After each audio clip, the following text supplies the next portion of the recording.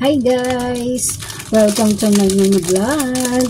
Napakita ko sa inyo to. Yan. Ito guys, same egg to. Pero itong egg na to ay ito yung salted egg nila.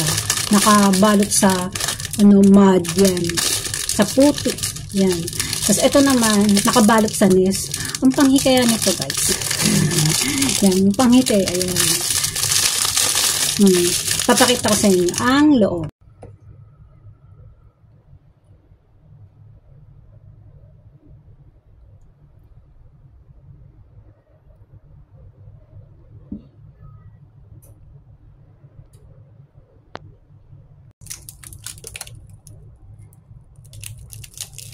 Hi guys! Welcome to my mini vlog. So ayan guys, papakita ko sa inyo ang itong mga egg na to. Alam nyo pa guys, nung first time ko pa lang dito sa Hong Kong. Hindi ko alam kung ano to, tsaka kung paano to iluto.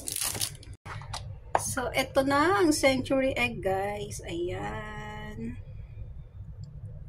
Yan.